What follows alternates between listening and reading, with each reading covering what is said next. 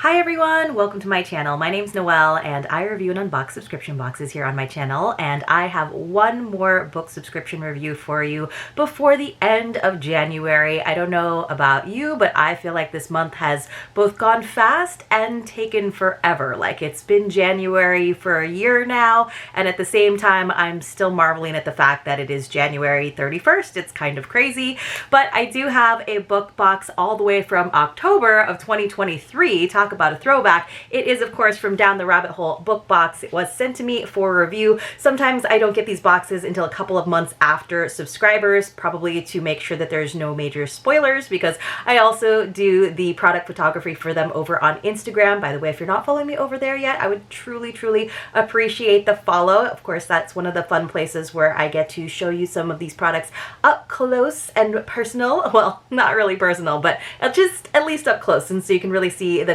quality of some of the items that appear in some of the boxes.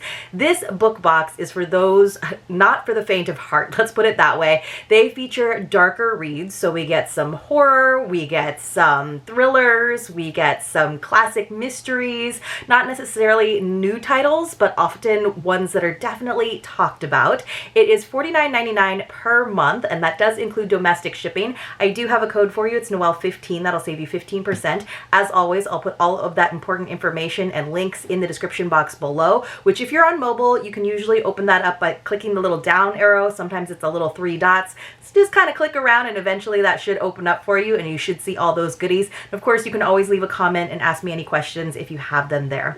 All right, you guys, let's go ahead and get into this box. So one of the things that you always get, besides the hints for the upcoming read, and you can actually email them and ask what the upcoming title is, just to make sure that it's not something you've already read before, or maybe you already have the book, or maybe you're just not really interested in it. I know sometimes I wish I could take a pass on some of the horror novels, but it has definitely pushed my reading world a little bit, so that's definitely a good thing in my personal opinion. But this time around, for the October box from last year, it was a little bit of a shorter read. It was a retelling. The hint, or the title of the book box itself, was Madeline is Dying. So I was like, I feel like I could probably figure out what the book was just from that, because it's very specific in terms of naming one of the characters. But I went ahead and waited. So some of the other fun things that come in these boxes, aside from the book, as well as gifts that bring the reading to life, is often there is a Spotify playlist. I don't usually do that just because I get really distracted by music. I actually need it to be pretty quiet when I'm reading. Once I get into a book and I'm really plugging along, then maybe I can have a little of atmospheric sounds, but generally I can't have too much grooving going on. We also usually get a nice bookmark. This one was really fun because instead of just a plain sort of cardstock bookmark with a quote, we had this really cool one that was shaped like a coffin. So remember, this was the October box, so this is in spooky season that most subscribers were receiving this box. Perfect for the Halloween season. I thought it was cool. It had that reading skeleton on one side, and then it had kind of library on the other side. This would be very cool if you had a bookshelf like this, if you're one of those kind of spooky goth people. But I thought it was nice, and it had a fun silky tassel, so that was a nice little addition, a little extra in our box. Now, in these brochures where it tells you again what the title of the box was, not the title of the book, she always does a little author biography, which I think is really nice. You get some of the reviews. So again, the book was What Moves the Dead by T. Kingfisher, and this was really nice. Now, this is a really interesting book jacket, is it not? It's grotesque and at the same time very fantastical and but very enticing to me. It was a hardcover, as you can see. It was not a long read. It was pretty short, but it had all kinds of fun illustrations in the inside covers, which I thought was kind of neat too. And then let me just see how many pages it was. There is, of course, an author's note, which I didn't actually read. It was only 158 pages. So let me just read this to you, then I'll read the blurb, and then I will read the passages that are associated with the 4 main gifts that we got in this box. So a while back, I happened to reread The Fall of the House of Usher, as one does, at least when one's horror career involves revisiting rereading classic stories. I'd read it as a child. I was that sort of child, but remembered very little about it. The first thing I noticed was that Poe is really into fungi. He devotes more words to the fungal emanations than he does to Madeline. The second thing is that it's short. Perhaps because it looms so large in the cultural landscape, I expected it to be much longer. But no, it's short. And while there's a lot to be said about economy of storytelling, I found myself wanting more. I wanted explanations. I always want explanations. I wanted to know about Madeline's illness and why Roderick didn't just move and why the narrator didn't bother to check either of them for a pulse before screaming and running from the house. Oh my gosh, I have to read the rest of this, but it would take probably the whole video if I read the next 4 pages to you, but let me know in the comments below. I'll definitely read it and get back to you guys. But let me just read the inside jacket cover for the blurb so we can dive into it. So you got from that author's note at least that this is basically a retelling of The House of Usher, which is a classic that I don't think I've actually read. I wonder if we'll ever see that in a literary book club around Halloween time. So it says, when Alex Easton, a retired soldier, receives word that their childhood friend Madeline Usher is dying, they race to the ancestral home of the Ushers in the remote countryside of Ruritania. What they find there is a nightmare of fungal growths and possessed wildlife surrounding a dark, pulsing lake. Madeline sleepwalks and speaks in strange voices at night, and her brother Roderick is consumed by a mysterious malady of the nerves. Aided by a redoubtable British mycologist and a baffled American doctor, Alex must unravel the secret of the House of Usher before it consumes them all. So it's a modern retelling with, I guess, more details than Edgar Allan Poe gave us. And I did think it was interesting. There were some interesting discussions of gender and language kind of interwoven in there. I really actually enjoyed it, even though it was kind of a more on the horror side. But let's go ahead and start reading the passages, and maybe I'll have time to go back to that author's note. So this is what it looks like when you come across one of the sticky notes that tells you to go ahead and open up one of the gifts. And then the gifts come in either mailer bags or these corresponding little boxes. So this one is labeled as gift number 1. So let's see. So Alex is a soldier, and they're coming across this mycologist that we have talked about. So it says, this is in the voice of Alex.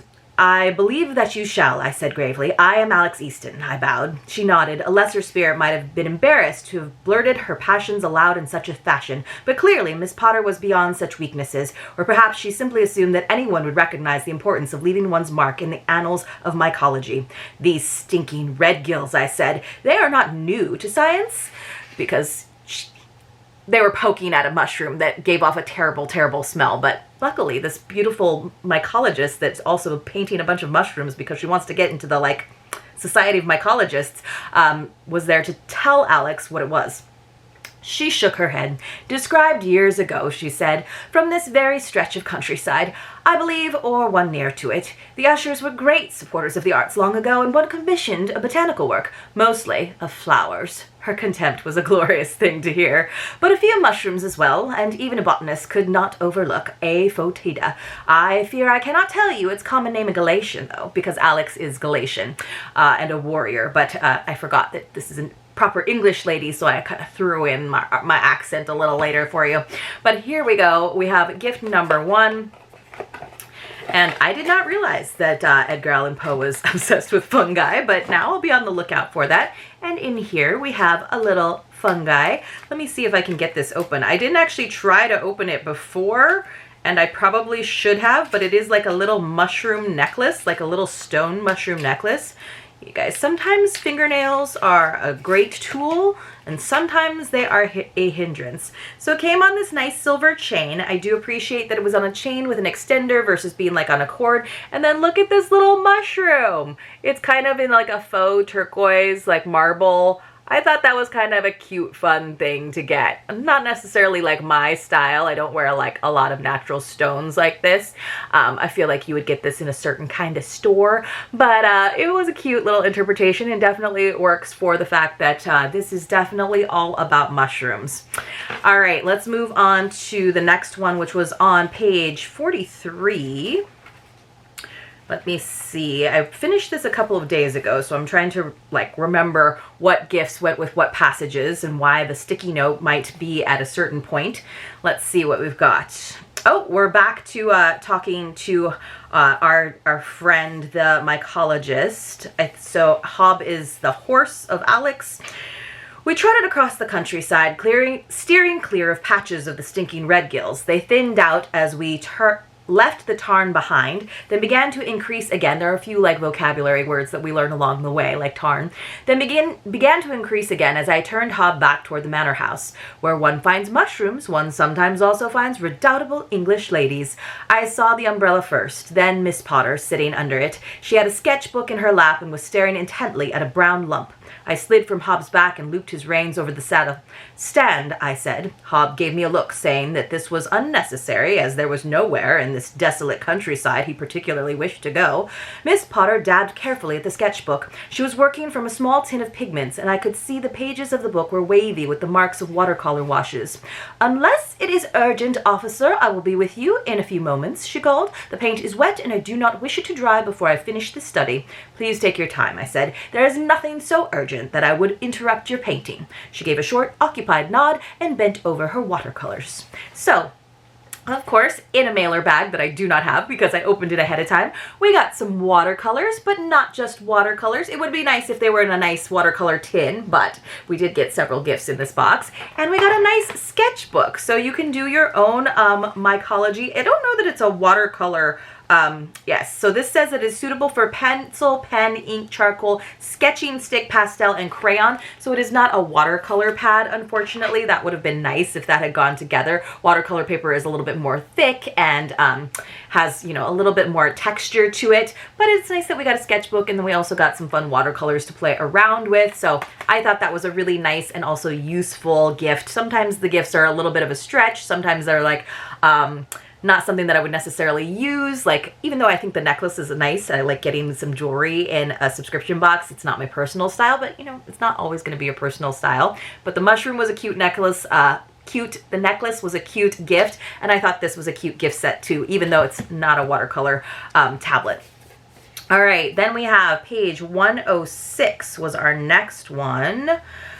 On page 106, let's see if I can remember. We have gift number 3. I'm trying to recall what it was. Oh, so this is quite a bit. We're only about 50 pages from the end of the book. So Madeline is, Roderick is the brother of Madeline. It says, "If there was ever a man racked by a guilty conscience, it was Roderick Usher. He startled at every sound, turning his head constantly as if expecting that someone was creeping up on him. One of the servants brought in more tea, and he yelped and dropped his fork with a clatter. And there was the way he had reacted when I called him Lady Macbeth. Even if we ignored all that, surely he had helped to lay his sister out on the slab. Surely he would have noticed the broken neck." So a little bit of a spoiler there, but not totally. So Roderick is looking a bit suspicious in this situation. Here is what we have. So that anytime I feel like in book boxes, I feel like anytime there is mention of tea, they take it as an opportunity to send you some tea, which is fine by me. I think tea is something that goes along with reading quite nicely. It's a not super expensive gift usually to include in a box, so I get the idea behind it.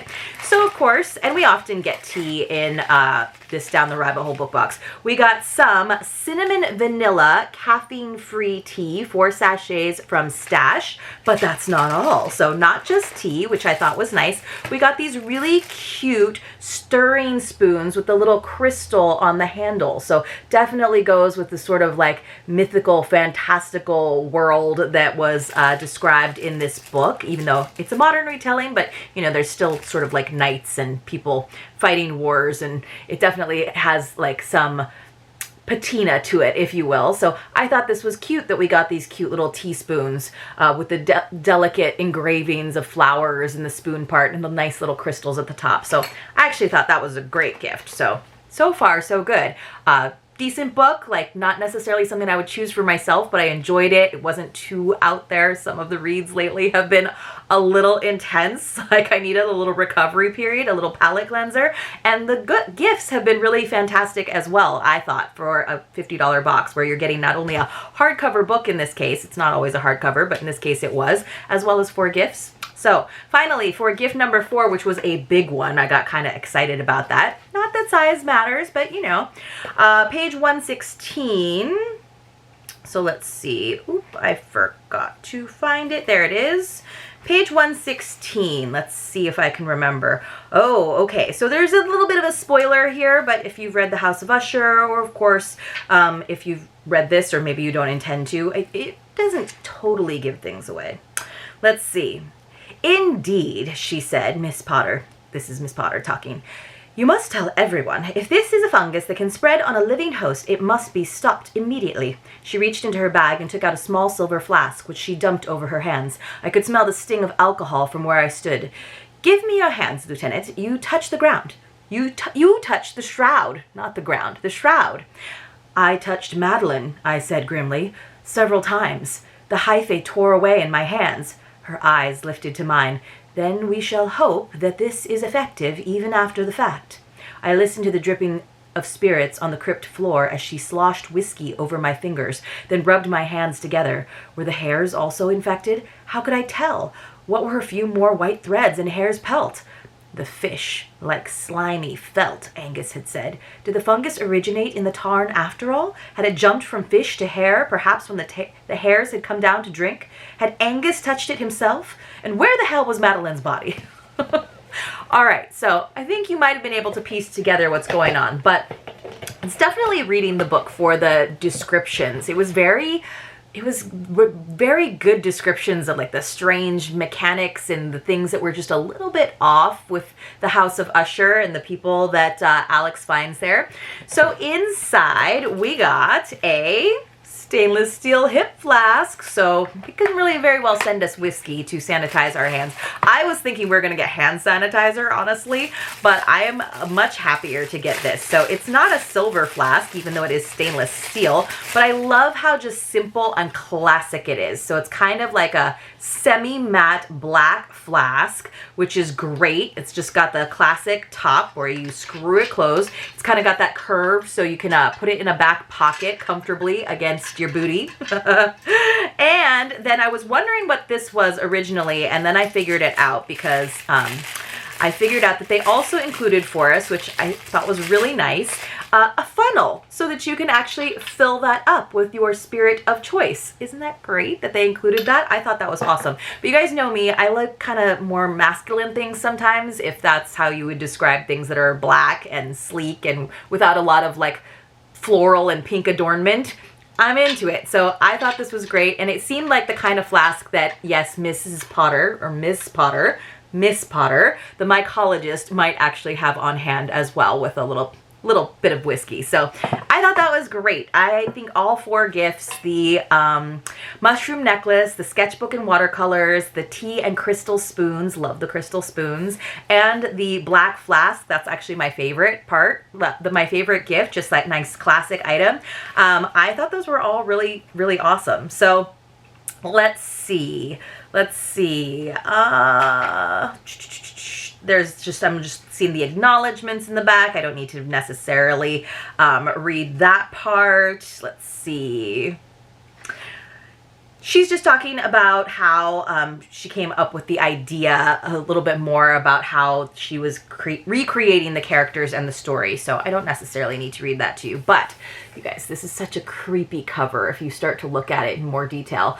But I do highly recommend it. I thought this was great. It was a good read, especially for, you know, we're moving into spring. Hopefully you guys aren't just freezing cold. We have some like pretty intense weather for Southern California on the way, so I'm looking forward to reading. But this would have been a great, not too hard on the horror, quick and well accompanied book to read in October. So hopefully we can get back on schedule a little bit more with our Down the Rabbit Hole book box reads, because I usually have about 5 book subscriptions per month, and I kind of rotate through a few different ones. But for those of you who love them, thank you so much for watching them. For those of you who are watching just because you want to support the channel, I appreciate that as well. And I hope that you've all had a fantastic January, no matter how long it has felt, and to see you soon in my next unboxing, when it will be February, if you can believe it. And I have some really fantastic boxes on the way for you. I'll see you soon.